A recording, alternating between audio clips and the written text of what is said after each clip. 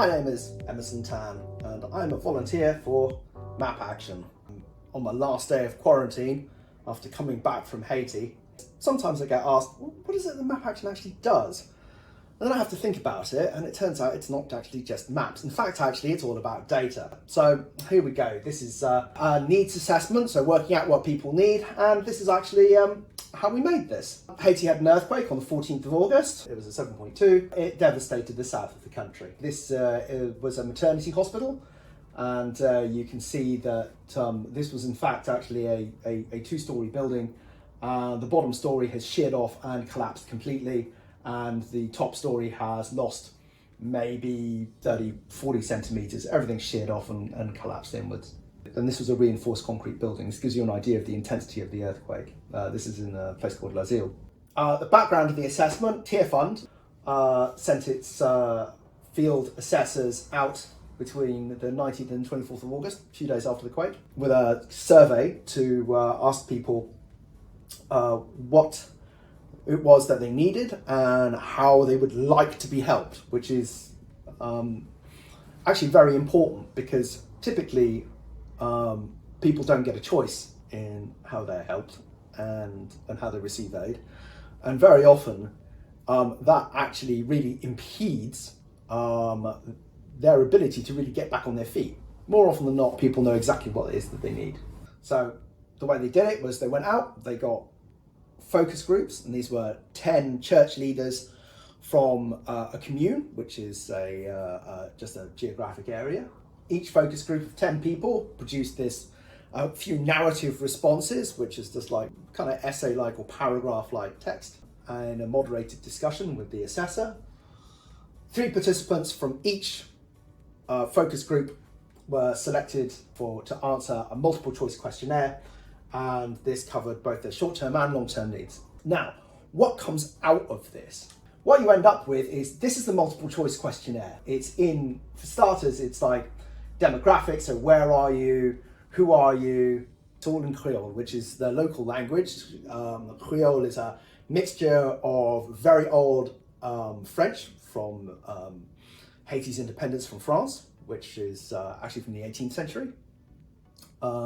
It's evolved considerably from French, and it has a lot of loan words in it.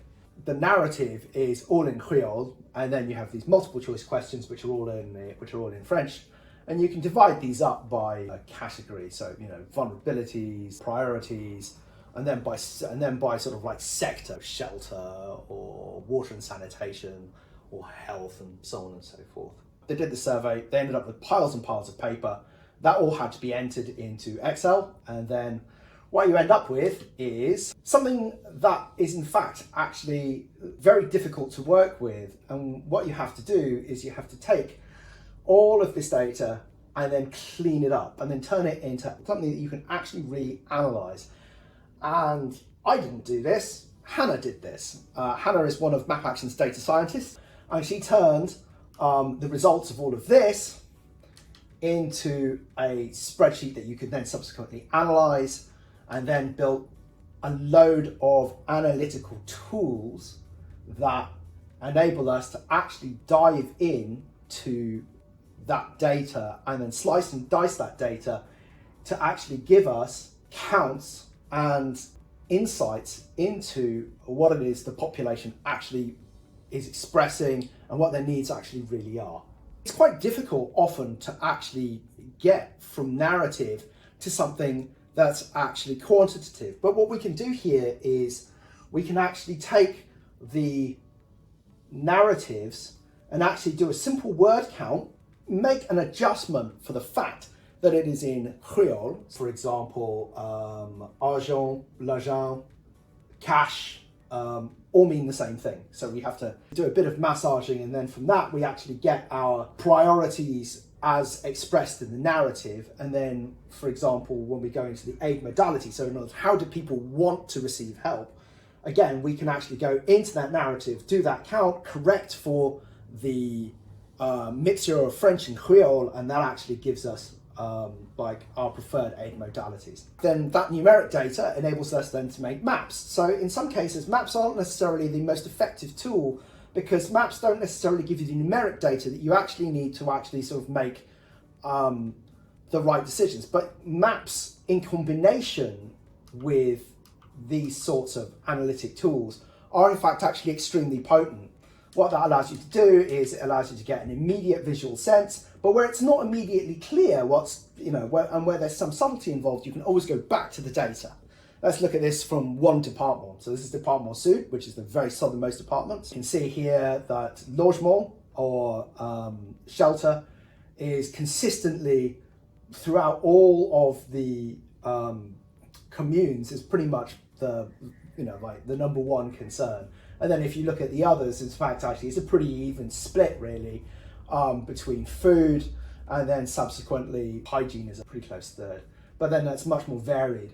So you can see that these are the top two, and then the third, depending on where you are in the department, changes a little bit.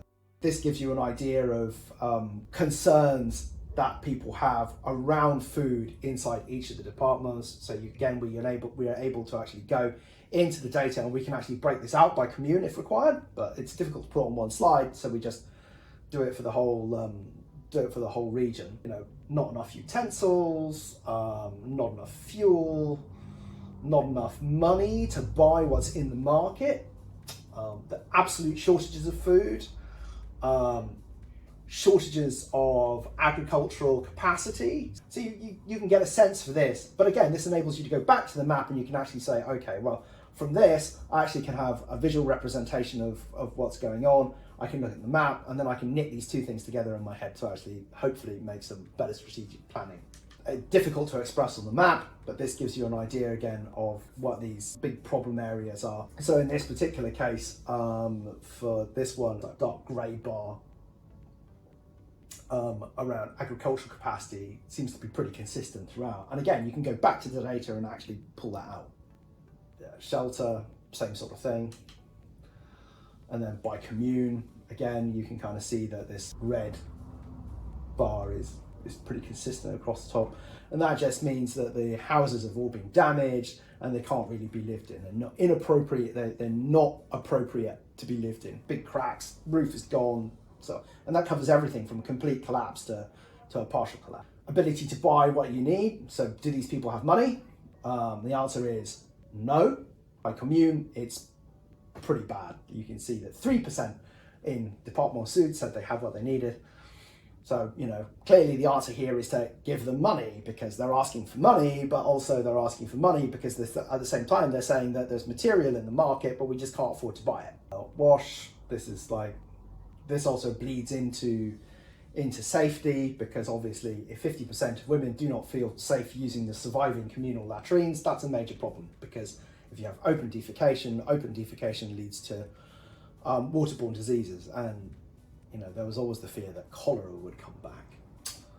Preferred aid modality. This actually is really interesting, because this is actually a proxy for actually how damaged the community actually is. You can see that most places actually really strongly want cash, apart from two, Camperin and Maniche, and also arguably Chantal and Roche-à-Bateau. And it turns out that in fact actually that all of the, and Arcrenec, these where they're asking en nature, which basically means aid goods, so that's like give us tarpaulins and tents and stuff like this. These actually line up very well with the most damaged areas. But the difference is that this data came in first, arguably a couple of weeks before the proper damage survey ever came in. So in fact, actually, from this, you can actually work out where is actually the most damaged and where you should go first. And then this, from that, you can actually then do the analysis that then allows you to actually then draw some conclusions, and then allows you to ask some follow-on questions.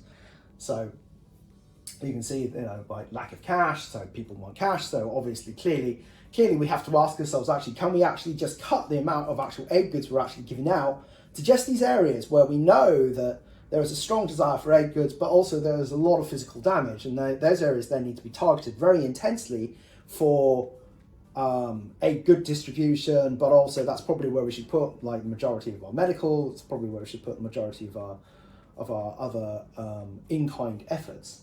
And then everywhere else, do we actually just need to just energize the private sector? So it's like we'll push cash into the community so that people have money to actually buy stuff with. And then we can make low-cost credit available to businesses and merchants, which then allow them to actually provide the goods. And then that allows us to restart the economy everywhere else that hasn't been completely leveled. Really interestingly, we can also, even from here, actually look into the answers and actually derive that there may actually be a security problem, which is previously unknown and unacknowledged, because in these places in Nîmes, Arnaud and Petit Rivière de Nîmes, people actually really want vouchers. So that's restricted spending. So you can't trade these vouchers, you can't sell them because they're only good for you. And when you actually go into the data and into the narrative data, and because there's a question where it says, well, why do you want this particular aid method? It actually says, pour votre sécurité. Not our security, not notre security, but pour votre sécurité. In other words, for your security. So that's the security actually of the aid community. And what that suggests is that in fact actually there's some sort of unacknowledged security problem here, which previously was completely unknown. So like that's extremely interesting, and that obviously needs further investigations. That's why it's important to have people in the field to actually give you the field context and the ability to actually gain insights from actually being able to talk to people on the ground and actually be able to talk to the local community. And that's why it's also very important to have data scientists like Hannah, who can grind out the data in a place where the environment is good and power is good and internet is good, and and then actually be able to actually then build the tools to actually interrogate the data, while we in the field cope with no internet, poor power, boiling heat, and so on and so forth. And between this, it's actually a very, very potent combination. So thank you very much for giving us hopefully a few minutes of your time to go through some of this stuff, and hopefully that explains some of the value about what it is that we actually do.